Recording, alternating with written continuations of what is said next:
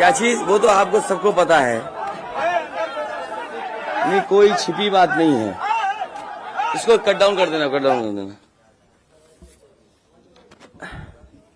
मैं आप सबका धन्यवाद देता हूं। अचानक आपको बुलाना पड़ गया और ये जानकारी हमारे लोगों को भी नहीं थी कि इस तरह की बात होगी। हालांकि ये सूचना मिल रही थी कि लखनऊ से जो मुख्यमंत्री उनके सबसे बड़े अधिकारी हैं और प्रमुख सचिव का जगह जगह फोन जा रहा है कि जहां भारतीय जनता पार्टी हारे वहां पर काउंटिंग स्लो करिए। मुख्यमंत्री के प्रमुख सचिव डीएम्स को फोन कर रहे हैं कि जहां बीजेपी हारे वहां पर काउंटिंग स्लो होनी चाहिए। और यही नहीं, अगर हम पिछला चुनाव देखें तो जो भारतीय जनता पार्टी की हार हुई है 47 सीटें ऐसी हैं जो 5000 के अंदर कम वोट में हुई हैं।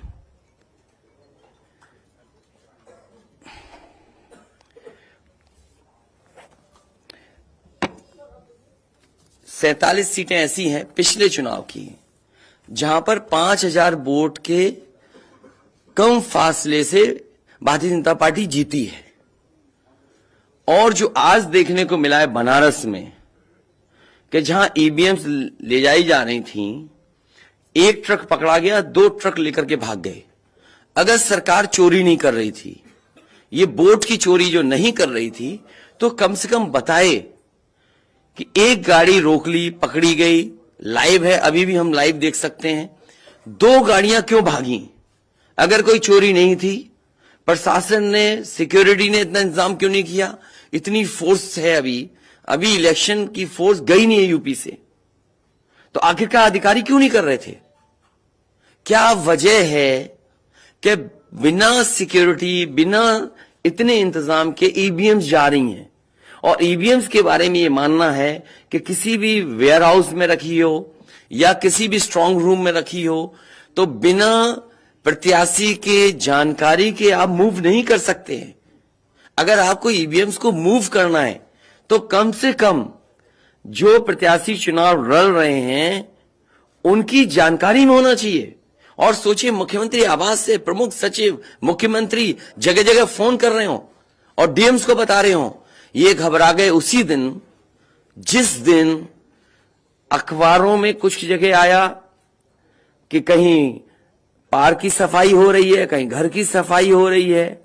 और आप में से वो लोग हैं जो जमीन पर घूमे, जो जमीन पर चुनाव चल रहा है, वो भारतीय जनता पार्टी के खिलाफ था, जनता के अंदर नाराजगी थी। ये जो कल एग्जिट पोल आए हैं, मैं एग्जिट पोल पर बोलना नहीं चाहता था, लेकिन जो एग्जिट पोल आए हैं वो कहीं ना कहीं परसेप्शन ये क्रिएट करना चाहते हैं कि हां भारतीय जनता पार्टी जीत रही है, जिससे वो चोरी भी करें अगर, वो भी ना पता लगे कि हां चोरी हुई है। इसीलिए अगर हमने वोट दिया है तो मैं अपने नौजवानों से, किसानों से और आम लोगों को कहूंगा कि उतनी हमारी जिम्मेदारी बनती है कि वोट को हम बचाएं। अगर वोट नहीं गिना जाएगा तो लोकतंत्र कहां जाएगा? और ये लोकतंत्र की आखिरी लड़ाई है। मैंने कई बार कहा कि उत्तर प्रदेश का चुनाव लोकतंत्र की आखिरी लड़ाई है। इसके बाद तो जनता को क्रांति करनी पड़ेगी, तभी बदलाव आएगा। इसलिए मैं अपने पार्टी के लोगों से और जो सच्चे ईमानदार, सच्चे सिपाही हों, सच्चे अधिकारी हों, सच्चे पत्रकार हों, कम से कम आगे आए और लोकतंत्र को बचाने के लिए खड़ा हों। और मैं अपनी पार्टी के लोगों से कहूंगा कि जब तक काउंटिंग न हो जाए तब तक कम से कम ये नजर रखें और लगातार निगरानी रखें कि कैसे वोट बचाया जा सकता है, कैसे जहां पर मशीनें रखी हैं कोई किसी का आना जाना ना हो। ये लोकतंत्र के लिए बहुत ही खतरे का समय है। जो दल हार गया, अब उसके बस में यही है जो अब करने जा रहे हैं। ये जितने कुछ एग्जिट पोल हुए हैं वो इसीलिए हुए हैं कि अगर वो चोरी भी करें तो शायद नजर ना आए। अब ईवीएम्स पकड़ी गई हैं, बहाना कोई ना कोई अधिकारी बताएंगे कि हम ईवीएम्स इसलिए ले जा रहे थे, आखिरकार फोर्स के साथ क्यों नहीं ईवीएम्स जा रही थी? ये तो ईवीएम की एक बनारस की जो अभी भी लाइव चल रहा है वो घटना है। बरेली में एक स्ट्रांग रूम से बाहर नगर पालिका की कचड़े की गाड़ी में, जिसका नंबर UP25 DT 9166 में 3 बक्से सील पकड़े गए, जो सील बक्से थे। एक बक्से में सादा बैलेट पेपर था तथा 2 बक्से में मोहरें, रजिस्टर तथा सील करने वाला सामान था। करीबन 500 बैलेट पेपर पकड़े गए। इसी तरह सोनभद्र का है कि सोनभद्र में भी बड़े पैमाने पे चीजें पकड़ी गई। वो भी लोग समझ में आ गया तो उन्होंने देखा, एसडीएम को रोका। एसडीएम घोरावल जनपद सोनभद्र में खाली मत पर अपनी गाड़ी से पॉलिटेक्निक कॉलेज ले जाते हुए पकड़े गए। क्या सफाई देगी सरकार? इसीलिए मैंने कहा प्रमुख सचिव मुख्यमंत्री आप जानकारी कर लें। अगर आपके डीएम्स कोई जानकार हैं, उन्होंने खुद बताया है कि वहां से लखनऊ से फोन आ रहे हैं कि जहां पर भारतीय जनता पार्टी हार रही हो वहां पर काउंटिंग स्लो हो और रात तक काउंटिंग लेकर के जाइए।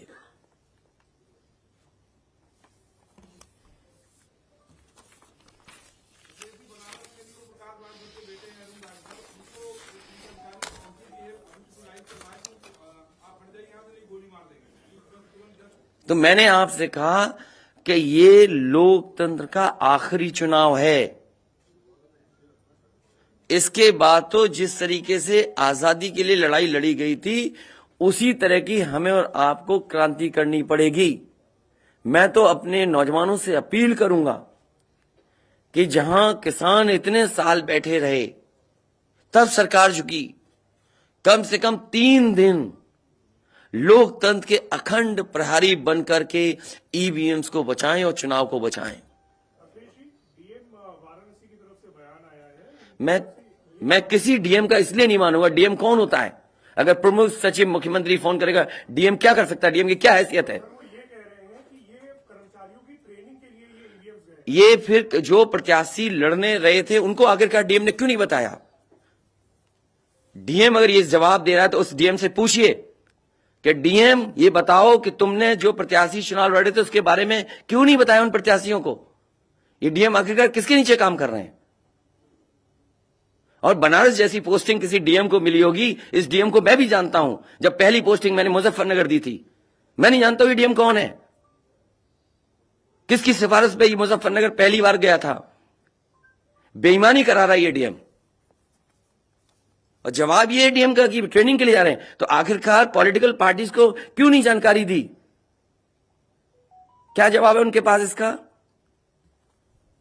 और जब बाकायदा गाइडलाइन लिखी हुई है यहां पर कि आप ईवीएम्स का मूवमेंट नहीं कर सकते, आप कैसे ईवीएम का मूवमेंट कर रहे हैं? आप पूछिए जिन्होंने दिया बयान। अरे भाई, मैं तो कह रहा हूं किसी आपने जो पॉलिटिकल चुनाव लड़ रहे हैं उनके बारे में क्यों नहीं बोल रहे हैं आप? और आप भी डीएम की बात को मानते हो। वो वर्जन इसलिए बोल रहे हैं क्योंकि सरकार एक भाषा बोलेगी, ऊपर से नीचे तक भाषा एक बोलेगी। आप बताइए, जब समाजवादी सरकार का चुनाव था, इलेक्शन कमीशन ने जो शिकायत की उस अधिकारी को हटाया गया? आज इलेक्शन कमीशन ने किसी अधिकारी को हटाया हो?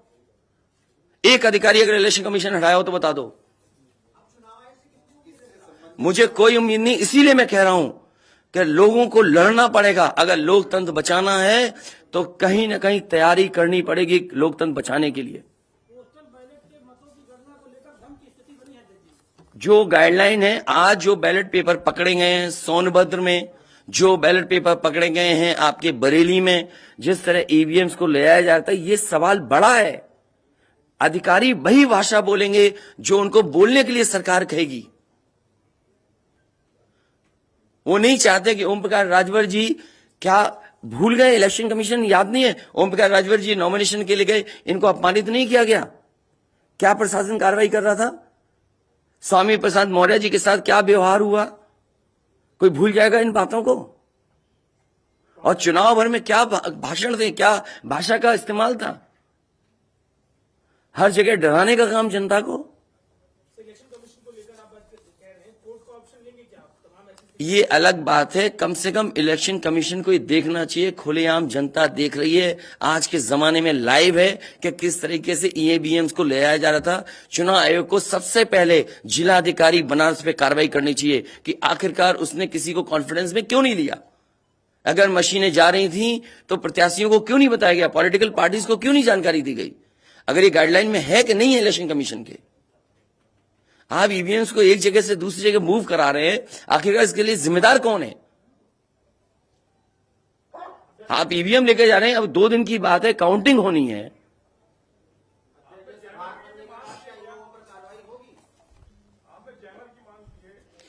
जैमर इसलिए कि कई लोग आशंका इस बात की व्यक्त कर रहे हैं कि हो सकता है कि टेक्नोलॉजी ऐसी हो जहां पर मैनिपुलेशन किया जा सके, इसलिए कहीं ना कहीं देखा जाना चाहिए इस बिंदु को भी। भारतीय जनता पार्टी के नेता लगातार कह रहे हैं कि ओम प्रकाश राजभर हो, स्वामी प्रसाद मौर्य हो, संजय चौहान हो, या जो कहें कि आपके साथ जो लोग आपके चुनाव में आपके साथ आए, आपके साथ चुनाव लड़े, उनको चुनाव नहीं जीतने देंगे, उनको चुनाव किसी भी कीमत पर हम हराएंगे। तो यही तो तरीका है, जो लड़ रहे हैं उनके बेटे ही तो लड़ रहे हैं चुनाव, जहां की ईवीएम्स पकड़ी गई हैं। और भविष्यवाणी एग्जिट पोल में कैसे आ सकती है। पॉलिटिकल लीडर्स जो बातें कहें, सत्ता के लोग बैठे हुए, वो एग्जिट पोल में कैसे दिखाई दे रहा है। प्रशासन और सरकार की जो चोरी है इसमें एग्जिट पोल के टेलीविजन चैनल शामिल है। आपको ये देखना चाहिए जो एग्जिट पोल कर रहे हैं क्या मुनाफे के लिए कर रहे थे, जो कंपनियां बड़ी बड़ी सर्वे का पैसा कौन दे रहा है उनको, और जो डेटा दिया है चैनलों को फ्री दिया गया है कि उपहार में दिया गया है, वो अलग बिंदु है। कोई इतनी बड़ी एक्सरसाइज कर रहा है, उसका फाइनेंशियल बर्डन कौन उठा रहा है।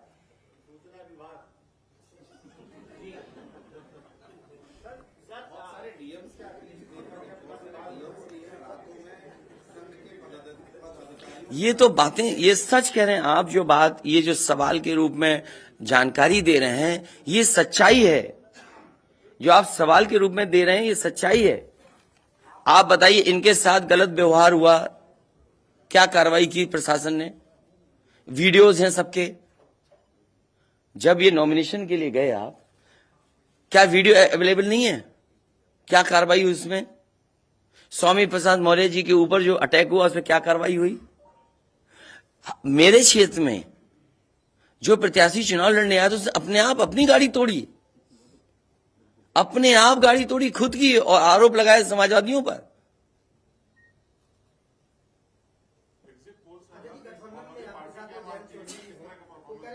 क्या करेंगे जब वोट को लेंगे, आगे वो कह रहे हैं शांतिपूर्ण मतगणना के लिए उन्होंने अपील की है। नहीं, शांतिपूर्ण मतगणना के लिए तो हम भी अपील कर रहे हैं, लेकिन सावधान रहें। अगर वोट दिया है तो वोट को बचाए भी तो सही। अगर ईवीएम्स खुली सड़क पे इस तरह जाएंगी, आप क्या उम्मीद करोगे। आपके बैलेट पेपर पकड़े जा रहे हैं। आपके लखनऊ में ही एक गाड़ी पकड़ी गई थी, उसके अंदर क्या क्या था। वो कहते वो तो हर गाड़ी में टूल बॉक्स होता है, तो टूल बॉक्स में इतना बड़ा हथौड़ा थोड़ी होता है कि आप ताला तोड़ दो। वोट बचाने के लिए कहीं ना कहीं हमें एक अखंड प्रहरी की तरह काम करना पड़ेगा। और अगर हमारे किसान इतने दिनों बैठ सकते हैं, अब तो 3 दिन की बात है, 3 दिन तो बैठना ही पड़ेगा, नहीं तो ये प्रशासन के लोग बैठ करके चोरी करा देंगे। और मामूली चोरी है वोट की, ये लोकतंत्र के साथ है। लोगों को ये भूलना नहीं चाहिए आपके पड़ोसी देशों में क्या हो रहा है। इसलिए मैं ये भी गाइडलाइन पढ़ना चाहता हूं कि जो ईवीएम के मूवमेंट के लिए जो मुझे जानकारी मिली है वो मैं आपसे पढ़ना चाहता हूं कि all polled EVMs and all reserve EVMs after the poll shall be under cover of arm police at all times.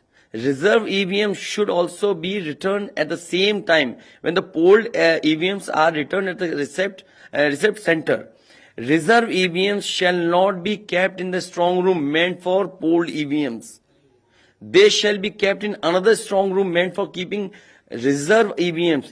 It must be ensured that all reserve EVMs are also deposited in the strong room meant for reserve EVMs at the same time when the polled EVMs are deposited in the strong room meant for the polled EVMs.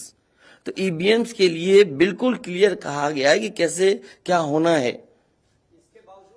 और वही जांच भी कौन करेगा? अगर DM ही जांच करेगा तो क्या उम्मीद करोगे आप उसके लिए? सवाल है कि अब इसके आगे क्या आप अब क्या करेंगे? इसके आगे जो पॉलिटिकल पार्टी हम तय करेंगे क्या करना है। अगर हमें कोर्ट का भी सहारा लेना पड़ेगा, लेकिन उससे पहले हम अपने पार्टी के कार्यकर्ता नेताओं और जो हमारे सच्चे पत्रकार, सच्चे पुलिस फोर्स में लोग हैं या वो लोग हैं, उनसे भी मेरी अपील होगी कि कम से कम लोकतंत्र को बचाने के लिए आगे आए। कोर्ट से पहले मैं आप लोगों के माध्यम से अपील करना चाहता हूं, ऐसे तमाम लोग जो लोकतंत्र को बचाना चाहते हैं वो कम से कम आगे आए।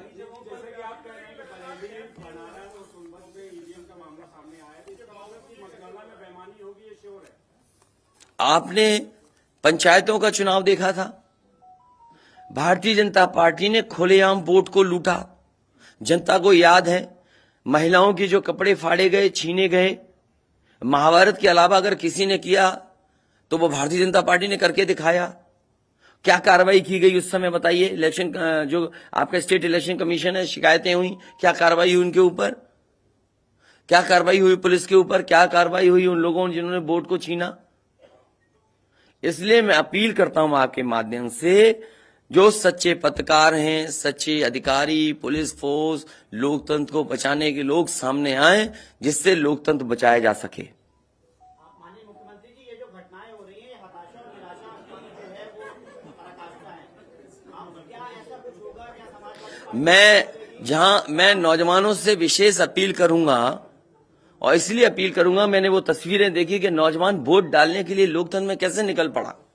अगर उसने वोट डाला है तो कम से कम वो वोट बचाए। अपना कैसे वोट बचाएगा? गिनने से कैसे गिनती में लाएगा?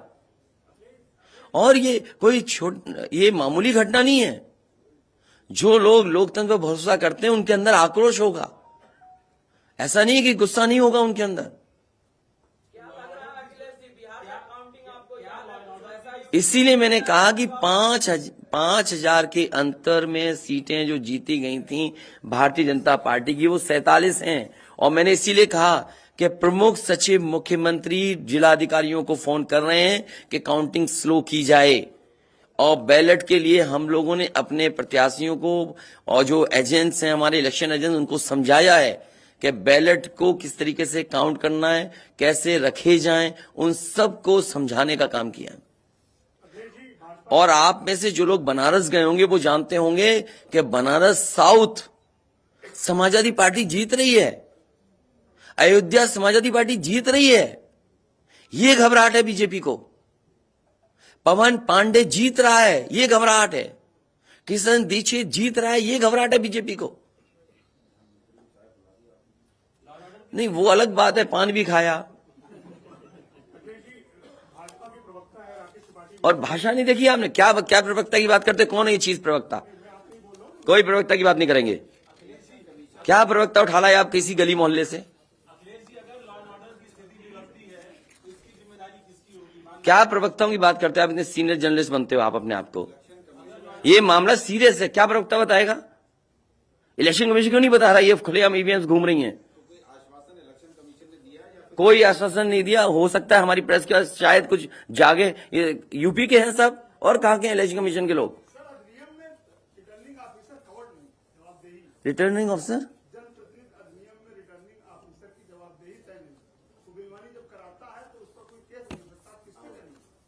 अब ये तो हमें भी जानना पड़ेगा कि क्या करें। इसीलिए मैंने कहा कि हम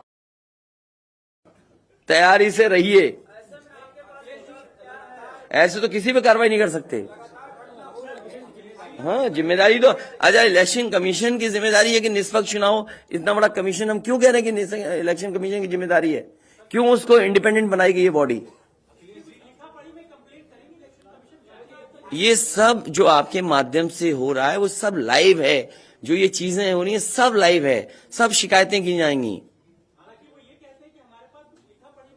सब देंगे। अभी तो अभी कहो तो अभी लाइव दिखा दें। जब आपको बुलाया है, मैंने तकलीफ दी आपको, इसके बाद हम लोग अपना लिखेंगे।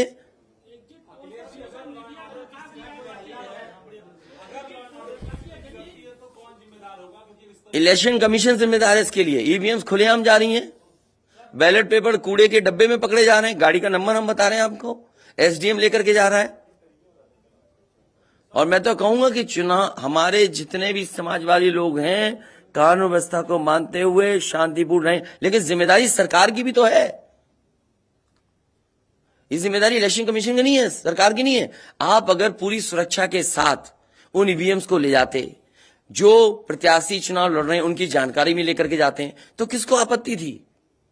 ये तो पकड़ी गई हैं। अगर चोरी पकड़ी गई है तो चोरी पकड़ी को पे आप कानून व्यवस्था की बात करोगे? आप तो नहीं सुनी जाएगी। तो समाजवादी पार्टी हर रास्ते को अपनाएगी जहां पर लोकतंत्र को बचाया जा सके। वो जरूरी है। जहां जहां चुनाव हुए हैं, बंगाल में, तमिलनाडु में या किसी भी प्रदेश में, प्रत्याशी और उनके लोगों ने जगह जगह बैठ करके दिन रात पहरा दिया है।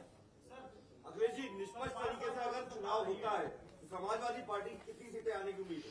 मैं अभी भी कह रहा हूं, टारगेट हमारा फिक्स था। हमारा गठबंधन 300 के करीब पहुंच जाएगा।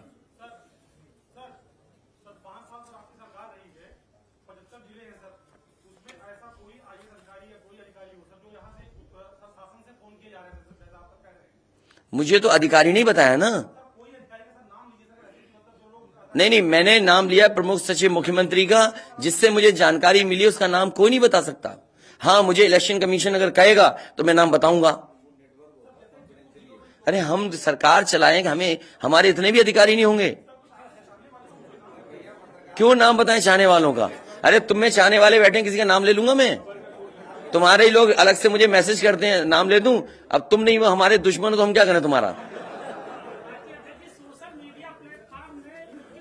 अरे बहुत सारे हैं जो हमें पर्सनल मैसेज भेजते हैं, तो क्यों नाम उनके ले दूं मैं? क्या चीज?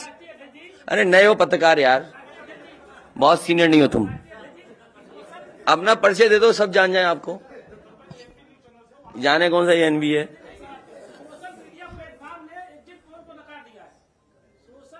इसीलिए मैं कह रहा हूं आपसे कि एग्जिट पोल है कि जो चोरी करी जाए उसको ढका जा सके।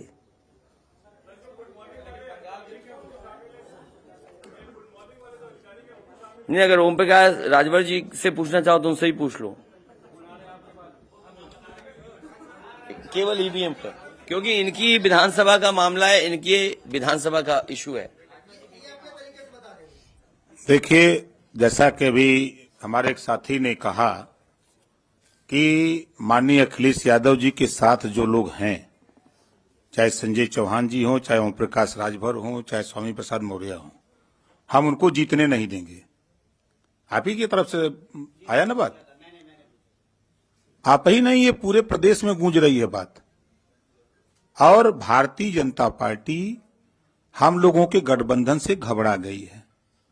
और बनारस जैसे प्रधानमंत्री जी अपनी इज्जत बचाने के लिए गली गली घूमे हैं।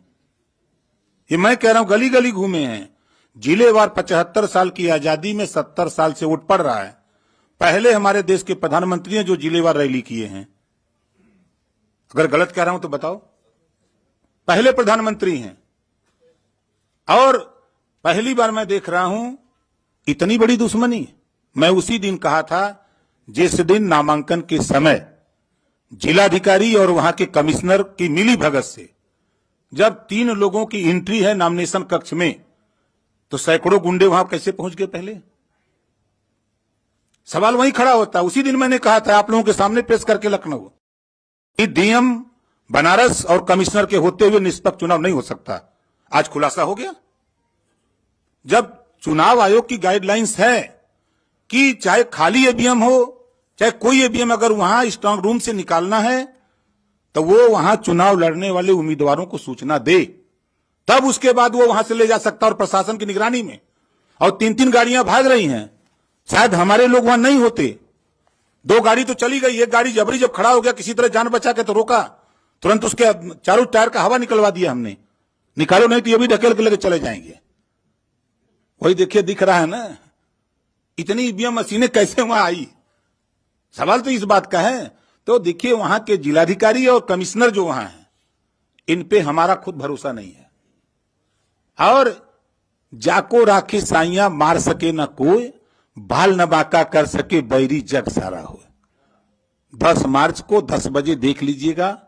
पहले राउंड की जब बैलेट पेपर की गिनती होगी पहले चक्र की, तो समाजवादी पार्टी गठबंधन का रुझान जो आएगा वो 400 सीटों का आएगा।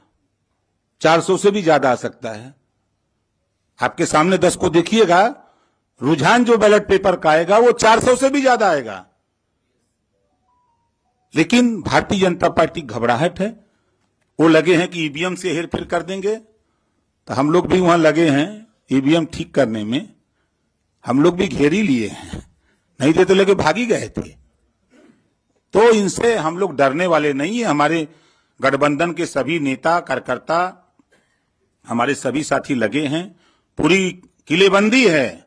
जो भारतीय जनता पार्टी की सोच है, ये एक कदम चलते हैं तो हम 10 कदम आगे निकल के चलते हैं। हम इनको 3 साल पहले ही बता दिया कि सत्ता से बेदखल करूंगा। आप लोग भी नहीं मान रहे थे कि मान रहे थे? नहीं मान रहे थे। और आज प्रश्न खड़ा हो गया ना। मैंने कहा 27 अक्टूबर 2021 को कि माननीय अखिलेश यादव जी को मुख्यमंत्री बना के दिखाऊंगा। और 10 मार्च को देखिएगा जब टीवी पर चलेगा आप लोगों की स्क्रीन पर, तब समझ में आ जाएगा सबको। यही हताशा और निराशा है कि ईवीएम जो है ये इधर उधर कर रहे हैं, लेकिन कुछ कर नहीं पाएंगे। हम लोग भी अलर्ट हैं।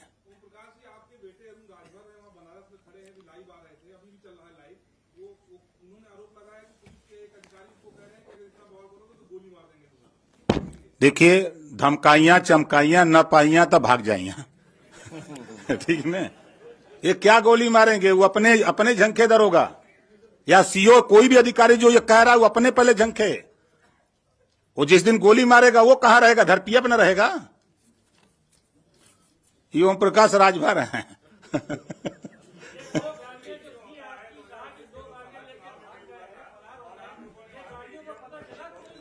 भैया मेरे, हम लोग तो एक घेर के रखे, दो तो वो भी किसी तरह वो हमारा आदमी आगे खड़ा वो मार देता, धक्का मर जाता, लेकिन वो भी ढीठ था। अब जाति का ठाकुर था, यो बात है। हेमंत सिंह नाम है। अब वो लौट गया, वही कहे चढ़ा दो गाड़ी। और जो गाड़ी रुकी तब तक उसके साथ 4 लोग थे, तो पहले साइकिल उससे गाड़ी का हुआ निकाले कि कहीं ठेल के आगे न बढ़ा दें। तब जाकर के ईवीएम का खुलासा हुआ है। साफ पूरी होगी, आप देखिएगा ना। आप लोग चिंता मत करिए, चिंतन करिए। अरे यार तुमने आप जब कह दिया, इससे ज्यादा कह सकते हैं? तुम भी ऐसी बातें कर रहे हो भाई। जब कह दिया ये बातें, हाँ?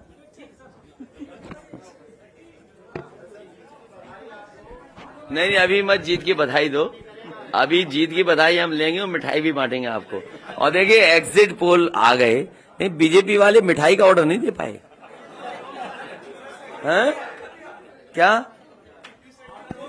बीजेपी का? नहीं, हम तो खिला ही रहे, कल से ही खिला रहे हम तो। हाँ, हम तो कल से खिला रहे मिठाई। और ये लाइव फिर दिखा दो। अभी लाइव चल रहा है ना। बताइए, अगर अभी तक लाइव चल रहा है, पिछले कितना टाइम? आधा घंटा, 45 मिनट हो गया, उससे ज्यादा टाइम हो गया, अभी तक प्रशासन वहां पर अपनी मशीनें लेने नहीं आया। आप सोचिए आप। तो इसका मतलब यह है कि वो डरे हुए हैं कि चोरी कर रहे थे, पकड़ी गई।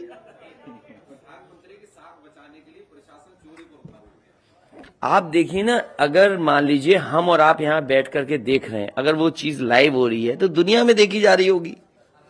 उनको परवाह ही नहीं है कि मशीन कौन ले जा रहा है, ले जाने दो। अभी लाइव हो रहा है, सोचिए कितनी इतना समय इसमें प्रशासन जाता, बातचीत करता, नहीं ले जाए ईवीएम्स।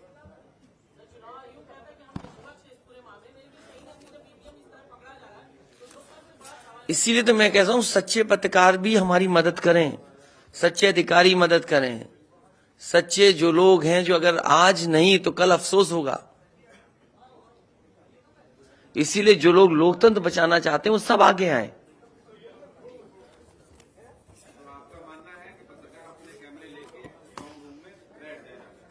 न पत्रकार बैठे, लेकिन कम से कम आवाज तो उठे।